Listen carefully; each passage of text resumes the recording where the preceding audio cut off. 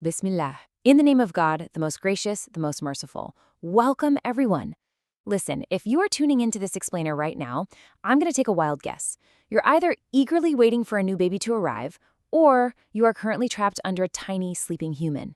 You're probably rocking back and forth, you're wearing a shirt with a stain on it that you are genuinely too afraid to identify, and you're basically fighting for your life just to keep your eyes open. If that's you, take a deep breath. You are in exactly the right place. Today, we're diving deep into the beautiful, utterly chaotic, and exhausting reality of your baby's first month. We're going to break down this monumental phase into a real survival guide so you can understand what is actually happening in your house right now. So grab a cup of coffee, if you can even remember where you left it, and let's get into it. Okay, so let's start with the question literally every new parent ends up screaming into the void at 4 a.m. If all the medical experts swear up and down that a newborn sleeps 15 to 17 hours a day, why am I shuffling around the kitchen like an extra in a zombie movie? I mean, think about it. In your pre-baby life, 15 hours of free time meant you could sleep a solid 8 hours, deep clean the whole house, meal prep for the week, and maybe even learn a new language. The math here just seems completely broken, right? Well, I promise you, by the end of this explainer, the secret behind this cruel little paradox is going to make total sense. Month one, my friends, is pure, unadulterated adjustment. Try looking at it from the baby's perspective for a second. For 9 whole months, they've been living in this all-inclusive, 5-star, temperature-controlled resort. It was perfectly warm, soothingly dark, and peacefully quiet. Then, bam! Suddenly, they are thrust into this incredibly bright, freezing cold world, and they have to experience this terrifying new sensation called hunger. Glory to God the Creator, your baby is just trying to figure out this wild new life outside the womb by relying entirely on pure instincts and built-in reflexes. We're talking aggressively rooting for milk or grabbing onto your finger with this surprising super strength. And you're simply in survival mode, learning how to respond to these urgent demands while running on absolute fumes. So, here is our roadmap for today. First, the adjustment. Second, sleep and feeding realities. Third, strange but normal quirks. Fourth, starting daily tummy time. And finally, surviving and looking ahead. Let's jump right in. Section 1. The adjustment. During this very first phase, just remember your newborn is driven entirely by reflexes, which means they're going to startle incredibly easily at even the slightest sudden noise.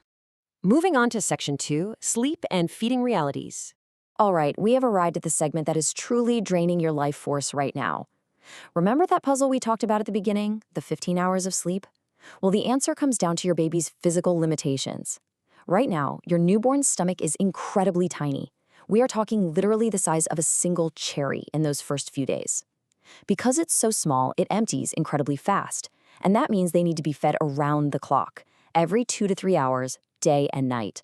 So yes, your baby technically is sleeping 14 to 17 hours in total, but here's the trap. It's all about how they sleep. That sleep is chopped up into tiny, unpredictable little fragments. They might drift off for a 20-minute power nap, or maybe give you a couple of hours if you're incredibly lucky. And that perfectly explains why you are so exhausted. Your baby gets 15 hours of rest, but you aren't getting more than maybe 90 consecutive minutes of sleep at a time. It's a beautifully challenging phase, and honestly, thank God for the supernatural patience He grants to new parents to get through it. Now, look at this number on the screen, 45. This is the magic number you absolutely need to burn into your memory right now. It represents your newborn's maximum awake window, just 45 minutes to maybe 1 single hour. That is literally all the time they have before their battery is completely drained. And here is the secret that will save your sanity. If your baby has been awake for an hour and suddenly they are screaming, fussing, and acting completely unreasonable, but you know they aren't hungry, they are overtired. You missed the 45-minute window. There's this absolute panic when you realize you've crossed into the overtired zone, because an overtired baby fights sleep like an Olympic champion. When this happens, don't overthink it, don't try to play with them, just immediately start your soothing routine and help them get back to sleep. Okay, hold on a second, because we have officially reached peak new parent anxiety.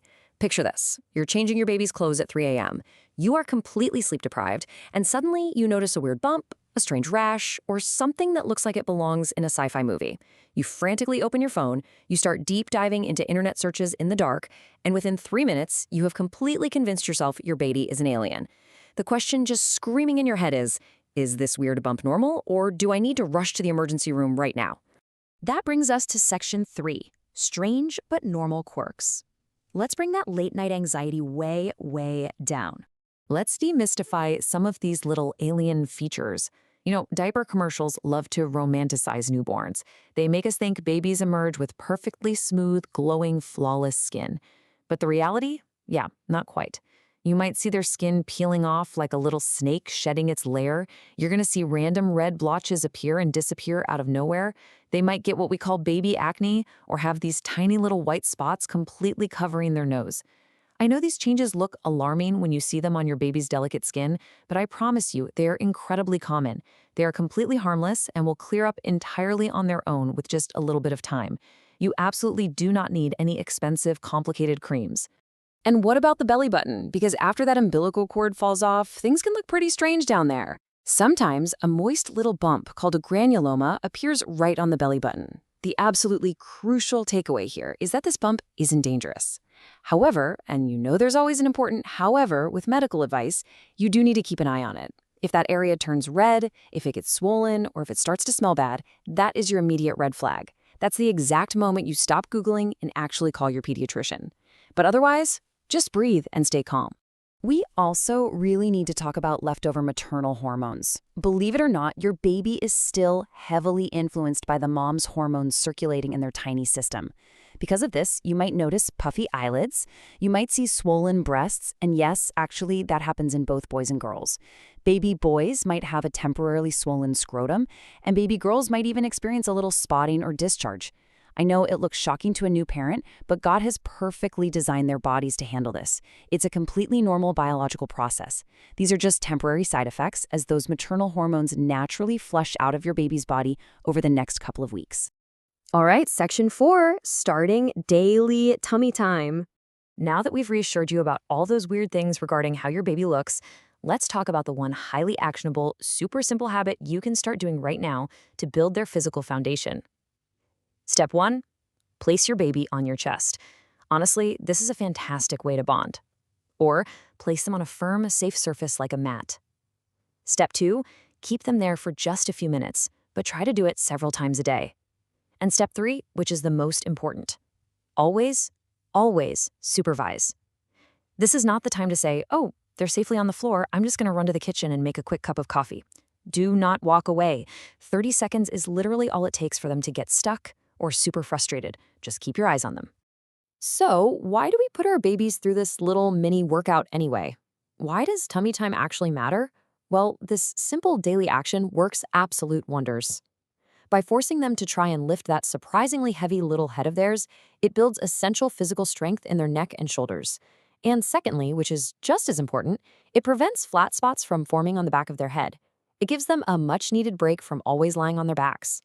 It is a tiny, tiny investment of your time right now, but it pays massive dividends for their physical development down the road. And finally, section 5, surviving and looking ahead. Month 1 can honestly feel like a relentless storm, but it sets the incredible foundation for everything that's to come. I absolutely love this quote from our source material. The first month is really about survival and gentle adjustments. Take that as your golden rule right now. In today's world, new parents feel this immense pressure from social media to have perfectly aesthetic nurseries, super strict routines, and complex sleep schedules by week 2. Do yourself a favor and throw all of that out the window. Do not exhaust yourself trying to be perfect. Just focus on the absolute basics.